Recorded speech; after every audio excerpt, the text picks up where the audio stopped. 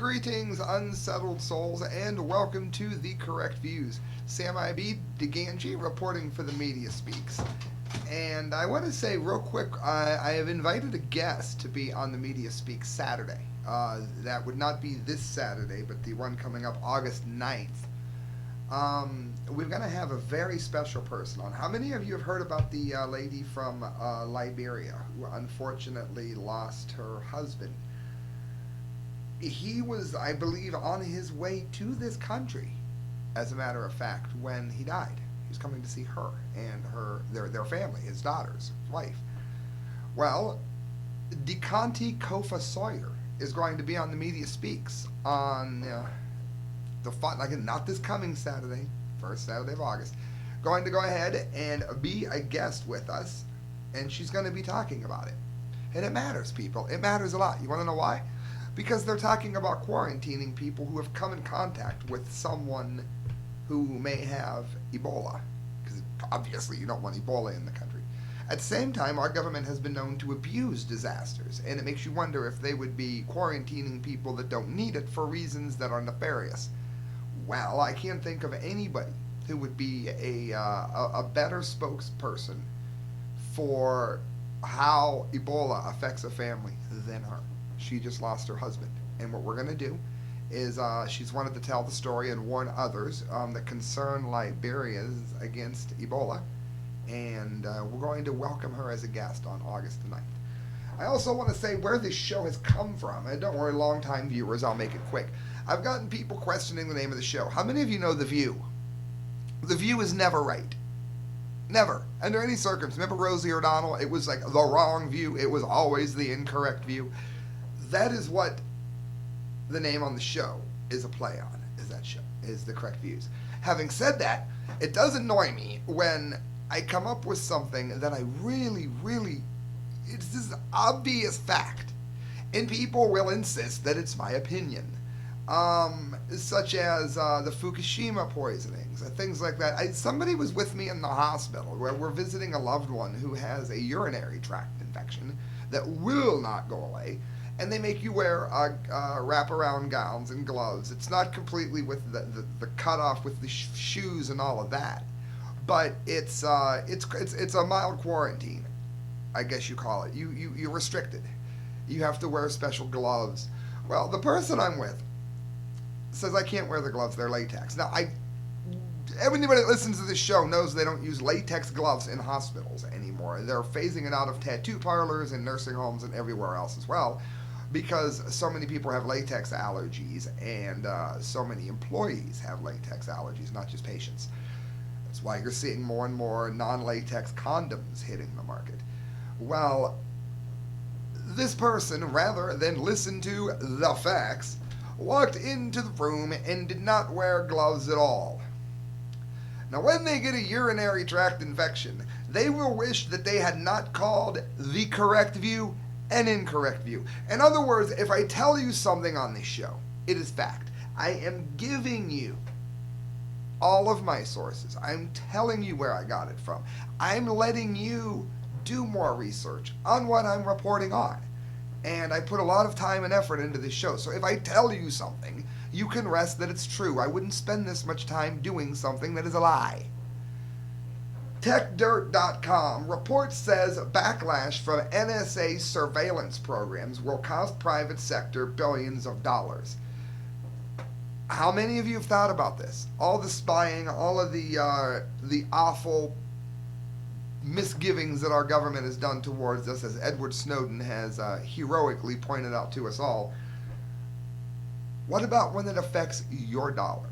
How could that happen, you ask? The Open Technology Institute has put together a thorough paper detailing the many adverse effects of NSA disclosures have had, both on American businesses inside and outside of the tech sector, as well as on Americans themselves. The Open Technology Institute is no stranger to the adverse side effects of the NSA's pervasive surveillance.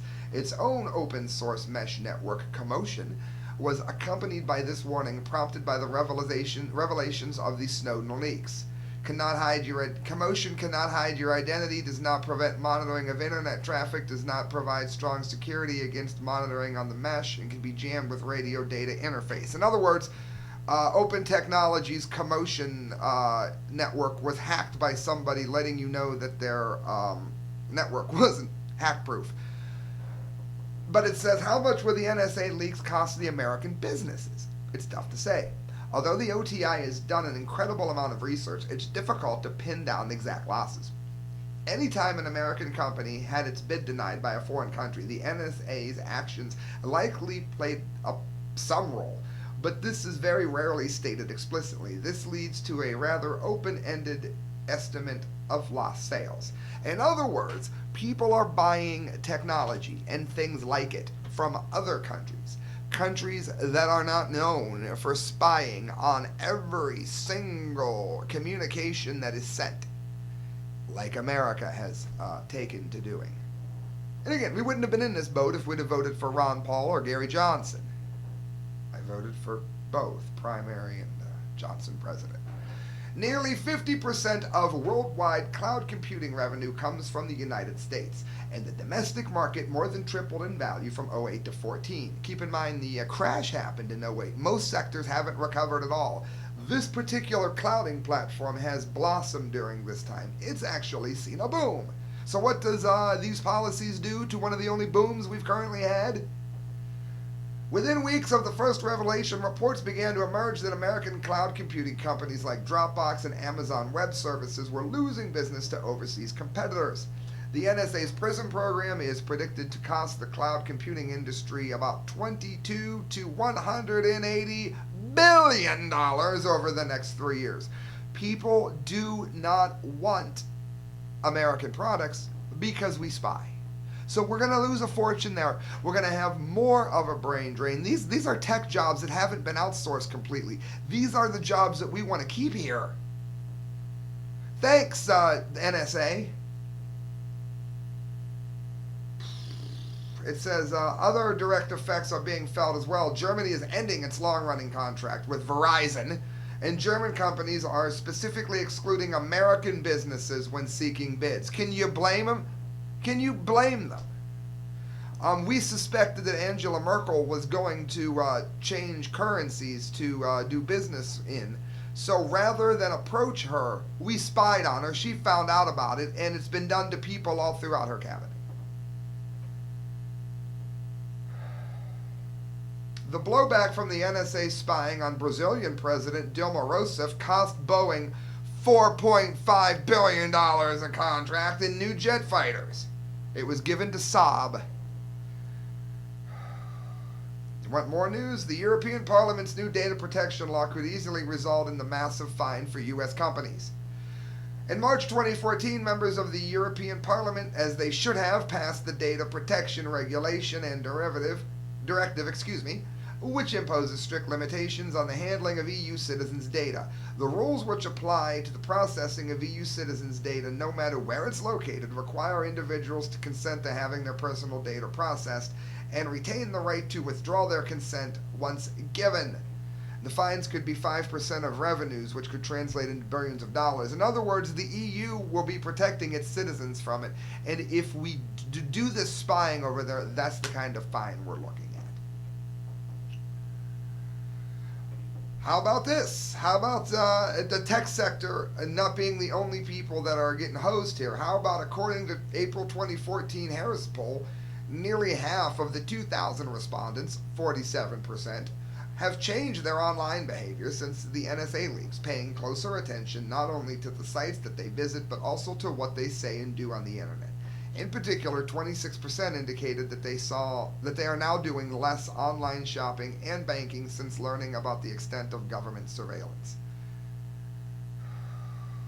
And it goes on and on and on. The article just lists time and time again how the U.S. is losing a fortune because countries no longer trust our companies, because we have become the opposite of everything that we were supposed to have been built upon. Look at the Fourth Amendment. How does that tie into any of this? And don't give me terrorism.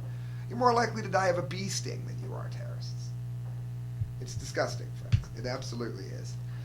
Um, Speaking of terrorism, though, this is from Kurt Nemo, PrisonPlanet.com. Islamic State orders female genital mutilation in Mosul. And I said something the other day, and I'm going to go ahead and I want comments on this. Now, if you're rude, I'm just going to ignore you, but I want comments on this because I lean somewhat more towards Israel, not Zionism. The right for Israel to exist exactly where it is without being bombed or harassed in any way, shape, matter, or form. I'm in favor of that. The rest of Zionism is not something that I'm in favor of. The starting of wars, the central banking, the New World Order joining, none of that. I'm just in favor of Israel's right to exist right where it is. To be clear, if you say I'm a Zionist, then you didn't listen to the show. I'm not even going to bother.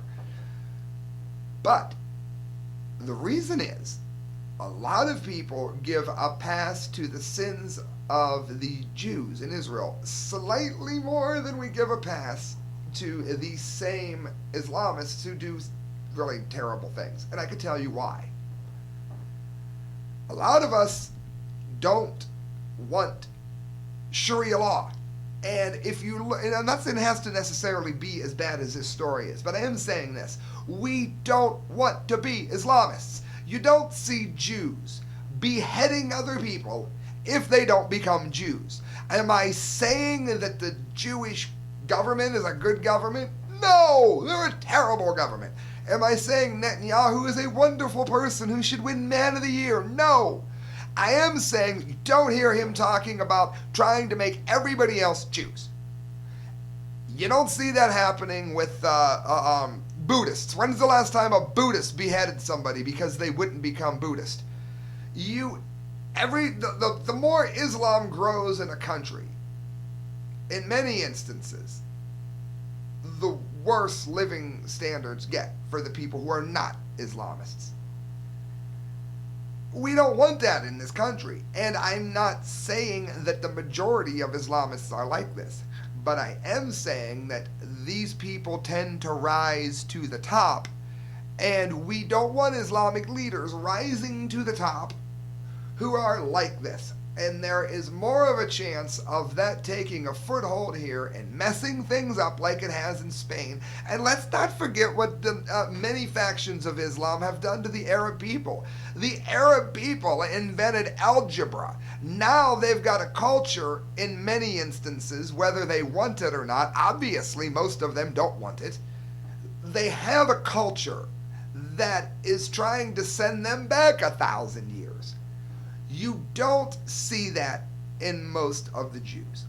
And that is why I think most people listening to this that have a certain sympathy for the Jews, I think it doesn't have anything to do with the Holocaust. It's that when Jews get a country, they don't start beheading people that don't want to be. And I know that you've got like the Emirates, they're not like that. But Saudi Arabia is. Parts of Pakistan are like, we don't want that here. Do you see what a lot of the Islamic factions have done to Spain? If you haven't, I'll tell you quickly, they've ruined it. The average Islamist ruined it? No. But the people that have come to power in Islam have destroyed Spain. We don't want that, and we don't want this. According to the United Nations, the Islamic State, formerly ISIS, has ordered all women between the ages of 11 and 46 to undergo female genital mutilation. Do I think that everyone wants that? No. Obviously, the poor girls it's being done to don't want it. Chances are her family, unless they're nutcases, don't want it done. It's not the Islamists we fear. It's the people that always end up leading them.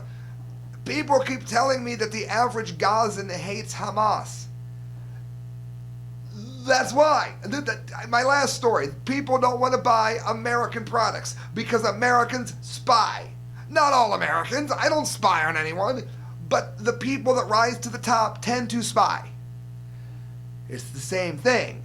The people that rise to the top here tend to do things like this. And that is not what we want happening. It is estimated that 4 million women will be affected. This is something that this is something very new for Iraq, particularly in this area. and it is of grave concern and does need to be addressed, said Jacqueline Badcock, the UN humanitarian coordinator in Iraq.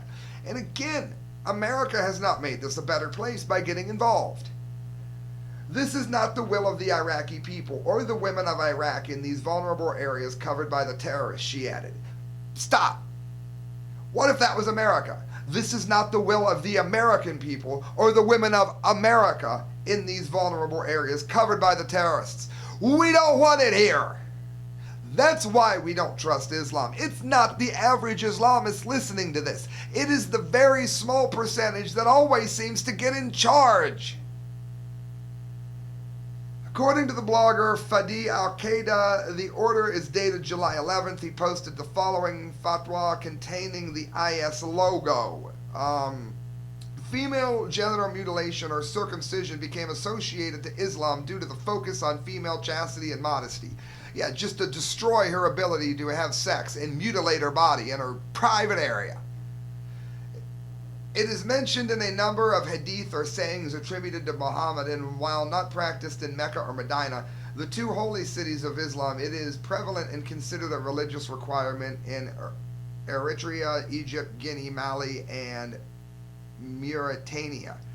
So if it happens in all of those places, maybe that's what we are worried is going to happen here. The average Islamist is as angry about it as I am. Just like I'm angry that America is represented by Obama. Just like I don't blame them for not wanting our computers, I don't blame people for not wanting Islam.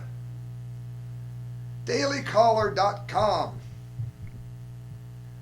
Australian carbon tax cuts, cripples cap and trade across the planet. This is wonderful news. Absolutely freaking wonderful news. First of all, man-made global warming is a lie. It's not happening. Look up climategate.com among many other links that you'll find from there. Cap and trade is going to destroy the energy industry in a sector in any country that it goes into. You won't be able to drive as far. Your house will not be as hot or cold as you like it. Everything comes to a halt for the sake of the lie that is man-made global warming when a country adopts cap and trade. Adopts cap and trade. If you hear that your nation is going to do that, be prepared to be hosed. Well, Australia has wisely, thank God, come to its senses. And I hope a lot of other countries find the cojones to do this as well. Australia's repeal of its carbon tax last week has gotten other countries thinking about ditching their own carbon dioxide emission reduction schemes, which is good. I don't mean we should go nuclear. Obviously, there are problems health-wise, not warming the planet, but health-wise with carbon dioxide. Christelle smokes like a chimney. I've seen chimneys smoke less in places with no heat in the dead of winter. But carbon dioxide emissions are not as bad for you as nuclear emissions.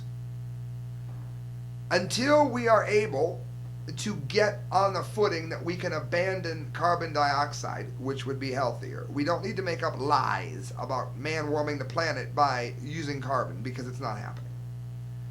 And again, we're seeing explosions here in the alternative energy market. They're running out of silver because of all of the panels that are needing to be built. Solar panels coming up in the next 10 years. It's astronomical.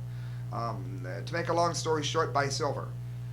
On the heels of Aussie carbon tax defeat, South Korea's finance minister Choi Kyung-hwan called his country's planned cap and trade system flawed in many ways and hinted that he would pressure the government to delay the plan until 2015. How about 3015?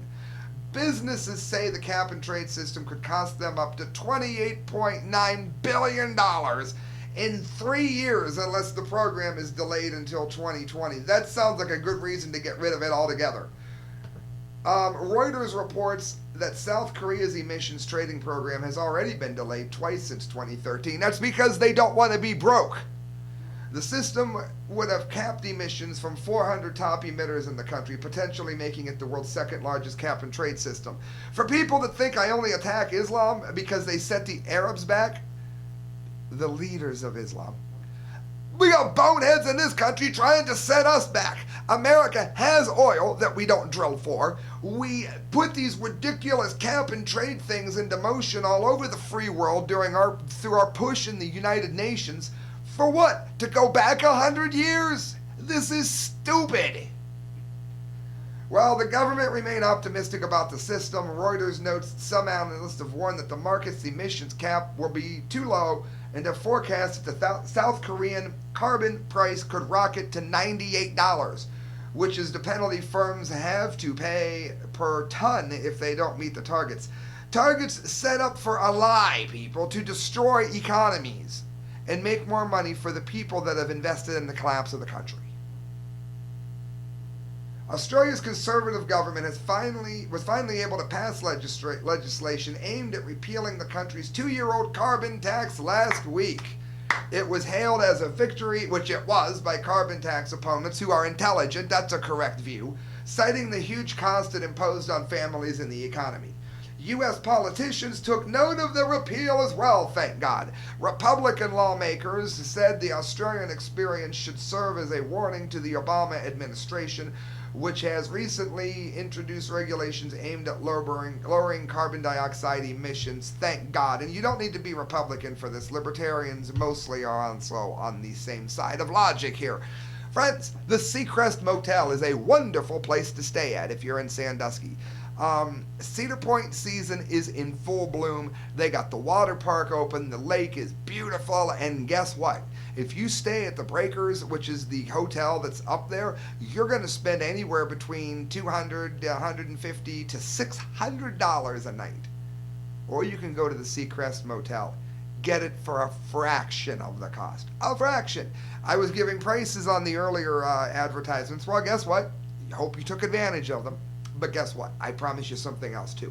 You're going to find that the price you get from the Seacrest Motel, way less than anything else. Not your budget. A budget in my foot. Doesn't come close. So tell Vicky TMS sent you. Sam from The Correct Views.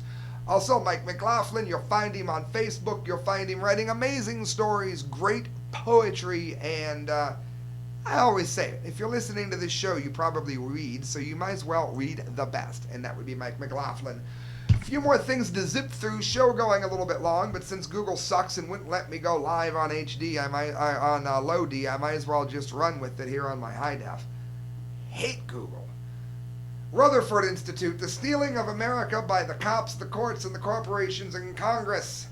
Call it what you will. Taxes, penalties, fees, fines, regulations, tariffs, tickets, permits, surcharges, tolls, asset forfeitures, foreclosures, etc. The only word that truly describes the constant bilking of the American taxpayer by the government as the corporate partners is theft. We are being taxed and fined to death. It's the way that they are stealing from us. Okay? Listen to this. $4.2 billion for militarized police. Almost 13,000 agencies, and we're not supposed to have a standing army in this country according to the Constitution. So they just changed the name of the army, much like Hitler had the SS. Almost 13,000 agencies in all 50 states and 4 U.S. territories participate in a military recycling program, which allows the Department of Defense to transfer surplus military hardware to local and state police, which is militarizing the police, which is exactly like a standing army, it just has another name. In 2012 alone, $546 million worth of military equipment was distributed to law enforcement agencies throughout the country. $34 billion for police departments to add to their arsenals of weapons and equipment. Since the great President Obama took office, police departments across the country have received tens of thousands of machine guns, nearly 200,000 ammunition magazines, thousands of pieces of camouflage and night vision equipment. You might say that's because of the gangs. The gangs are in neighborhoods. Do you want the police shooting 200,000 ammunition magazines in a neighborhood no matter how bad the gangs are? See, it doesn't add up. When people say it's because of the gangs. Have you seen the way the gangs are armed? Think, people. Think. Thousands of pieces of camouflage, night vision equipment, hundreds of silencers, armored cars, and aircraft. First taxpayers are first to pay millions of dollars for equipment which the Defense Department purchases from mega corporations only to abandon after a few years. Then taxpayers find themselves footing the bill to maintain the cost of the equipment once it's been acquired by the police. Double taxation is not legal, though. $6 billion in assets seized from the federal government in 1 year alone, relying on the topsy-turvy legal theory that one's property cannot be guilty of a crime, but is also guilty until proven innocent. Government agencies have eagerly cashed in on civil asset forfeiture revenue schemes, which allow police to seize private property that they suspect may be connected with criminal activity. Then, whether or not any crime is actually proven to have taken place, the cops still keep the citizens' property. 80% of these asset forfeiture cases result in no charge against the property owner. Some states are actually considering expanding the use of asset forfeiture laws to include petty misdemeanors. This would be a speeding ticket. This would mean that property could be seized in cases such as minor crimes of harassment, possessions of small amounts of marijuana, and trespassing in a public park after dark. This is ridiculous. Again, 80% of the people win their case and still lose their land. How does that happen? What, you can drive out of where it's legal to have marijuana and actually drive into another state where it's not and lose your land over the mistake, right? So we're condemning Mexico for putting you in jail for accidentally crossing the border with a gun. If we do the same thing here, we can't condemn them. Both are wrong. $11,000 per hour for the SWAT team to raid on government dissidents.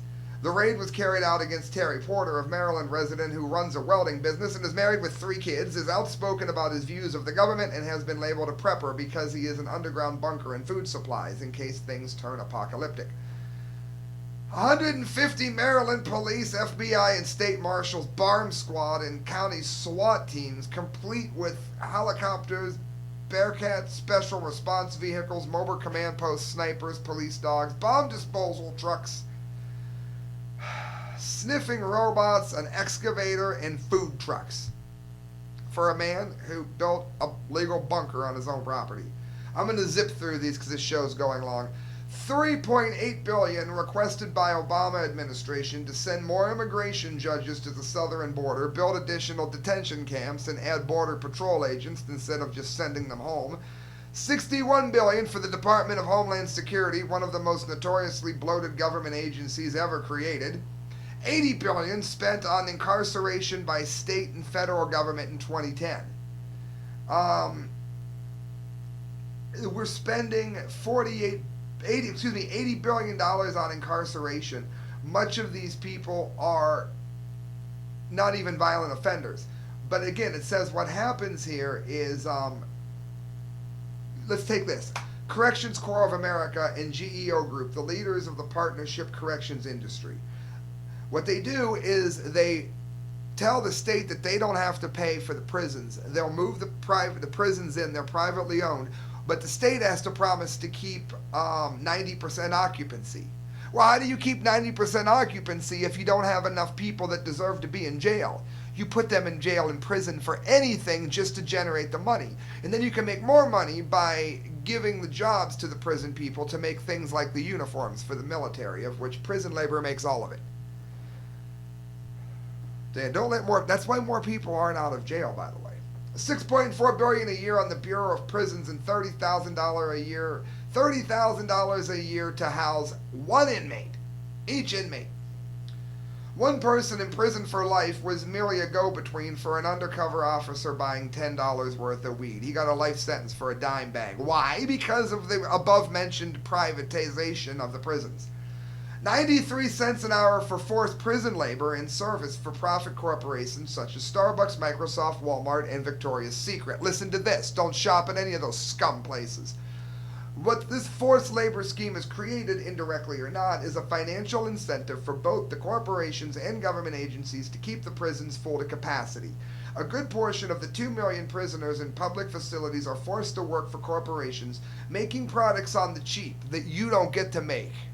You don't get this job. Undermining free laborers and increasing the bottom line for many of America's most popular brands.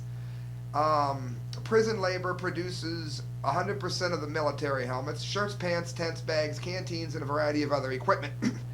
Prison labor makes circuit boards for IBM, Texas Instruments, and Dell. On many McDonald's, uniforms are sewn by inmates. Now, I understand that inmates need to have some skills when they get out, but you shouldn't have enough people in prison that you can get this much done. There aren't that many people that deserve to be in prison. There simply aren't.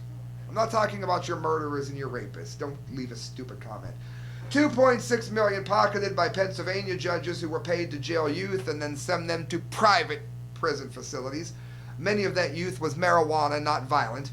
1.4 billion per year reportedly launched to truancy by California school districts, which receive government funding based on student attendance.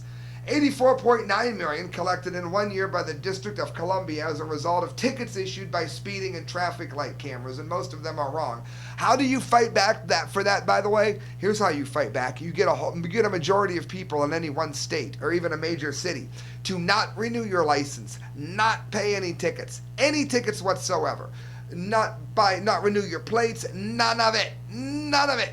They're going to go after the worst people first, the 3- and 4-time DUI offenders, the people who really did something wrong. And the rest of you, they're not going to be able to put in jail, no matter how many prisons they build. Because if you have a majority of, say, New York City refusing to do this, New York City can't lock up a majority of the driving cooks. New York might be a bad example because of the subway. Chicago, you can't lock up most of Chicago's cooks, bartenders, doctors, lawyers. You get it. That's how you defeat it, people. I'm going to go ahead and zip through. The Daily Sheeple. China is headed towards a brutal collapse in the near future. I'm going to do this real quick. It says this week it was revealed that China, now the second largest economy on Earth, has a debt burden that is over 250% of its GDP. This is an explosive increase from 140